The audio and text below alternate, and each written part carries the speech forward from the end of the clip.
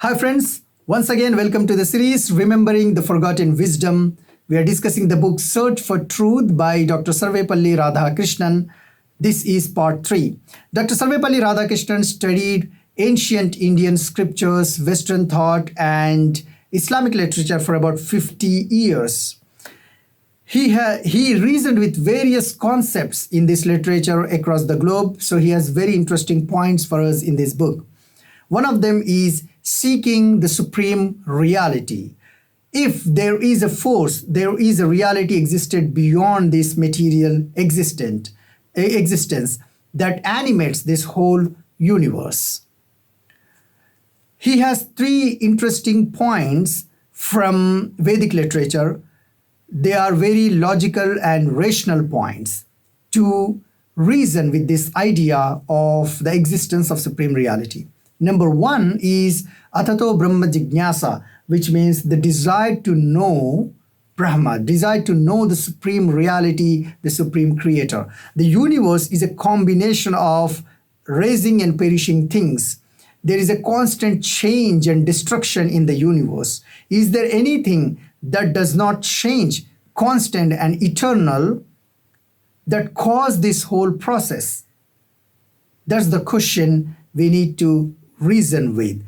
And in this particular point, the desire to know if the forces existed, the yearning to know if the forces existed is indicative of the existence of that reality.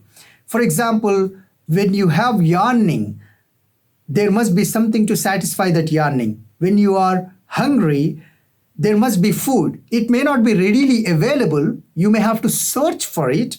You may have to search for the right food, but there must be a food to satisfy your hunger. Similarly, for every desire you have, there must be a means to satisfy that desire. If there's no means, if there's no object that can satisfy your desire, then having the desire itself becomes meaningless. Similarly, when we have this yearning to know the supreme reality, when we wonder, when we question, when we go on search, if there is a higher power, higher force behind this universe, above and beyond this universe, that yearning itself is an indicative of the existence of that reality. On this point, I would also like to make a very interesting note. This desire we have to connect with supreme reality, connect with higher power, to know if the higher power existed, is not developed through evolution. It's not culturally influenced. It's not religiously influenced, but it is biologically rooted in our minds. I have given links to some of the studies in my description. Please go through it. This itself indicates that we are born with the desire to know, the desire to connect with higher power. That also means logically, rationally, it means that it indicates that the ultimate reality is existed and we need to seek, we need to search, we need to go on this quest and connect with that supreme reality. In this process, Dr. Sarvepalli Radhakrishnan asks another interesting question. If the universe is self-subsisting, everything in the universe seems to be dependent on something else. There is no element, no force, there is no energy that is completely independent. It's a network of dependent things. You can say the infinite number of things that are dependent on infinite number of things. That does not make sense. So it must end. This dependency must end somewhere. There must be some force, some reality on which everything is dependent. This is also discussed in Middle Eastern literature, in Islamic literature. It's a Kalam cosmological argument where it says the contingency must end somewhere. So there must be one necessity being on which everything is dependent. That's what Vedic literature also states, that Janmade Asyataha, which means all beings, from which all beings arise, sustain, and dissolve. That is the supreme reality. That is the idea of supreme creator and supreme reality, from which everything is arise, on which everything is sustained, and in which everything is dissolved. But the force, the reality itself is constant. It does not change. It is eternal. That is the idea of supreme creator.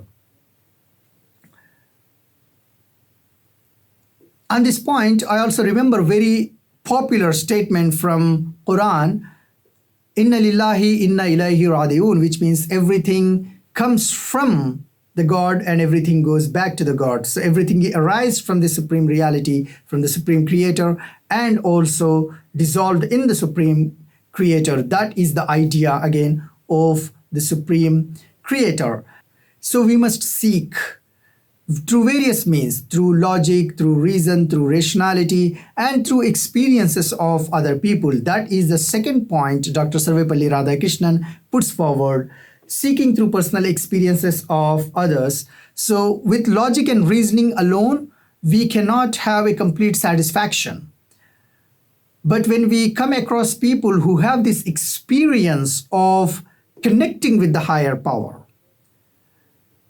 we can get a lot of information. The people who have this God realization, who have this inspiration, they left the text behind, the scriptures we call it. When we read these scriptures and apply logic and reasoning to these scriptures, we will come to know a lot about the existence of the supreme reality, the qualities, the characteristics of the supreme reality. Shastras register personal experiences of all great sages, all the people who claim that they had this inspiration, had this God realization. We must not, at the same time, we must not follow the text blindly. We must read the text, try to understand their experience, and apply again logic and rational thinking to it. That's what Dr. Sarvepalli Radhakrishnan also did. And we call them Aptas, Aptavachana, which means Aptas who had this God realization. And very interesting point here Dr. Sarvepalli Radhakrishnan makes is, these aptas are found across the globe. So they're not exclusive to one culture or one subcontinent, but they are found across the globe, where the people had this God realization, had this inspiration, and they left the text behind. And we need to understand and try to reason with the text. That brings us to the third point, reconciliation of the statements from aptas across the globe. In short, reconciliation of the religious texts of the scriptures that we have today. Is it possible at all? On this very note, I have made a video on the topic, where do our scriptures differ? I have given a link here. You will be surprised to know that there is a very small percentage of ideas our scriptures have different opinions on. How can we reconcile these scriptures?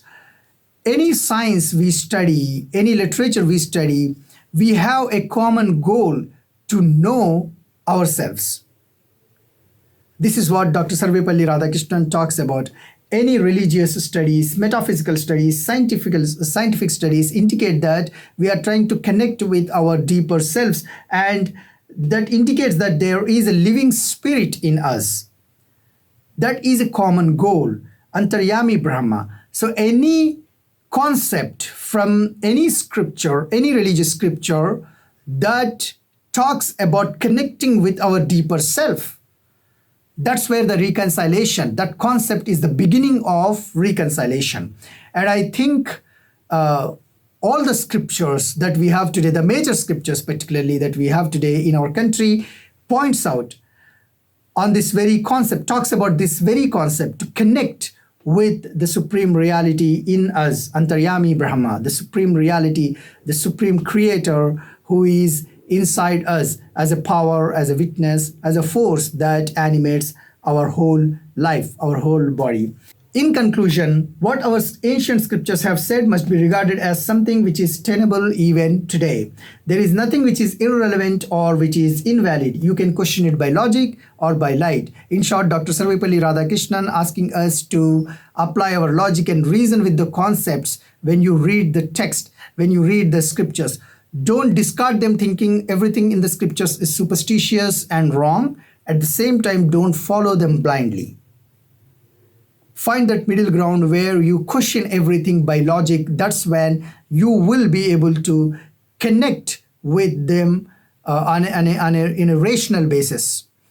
Nothing of what they enunciate are anything intangible or imponderable. In short, he's saying that nothing in those scriptures are meaningless. This is one of the greatest minds our nation has ever seen, is saying that nothing in the scriptures is meaningless. All we have to do is question. All we have to do is apply logic and reason, inquire with reason and discipline his mind and heart. Then the contradiction, if any, can be easily reconciled. When we apply reason, logic, and rational thinking to the religious text of all the scriptures across the globe, then when we find any contradiction, we'll be able to easily reconcile, because now we are not blindly following any religious text. We are actually reasoning with the text and we are consciously following them. I hope you will develop a new perspective towards the religious text from now on. Thank you for listening. Have a wonderful day.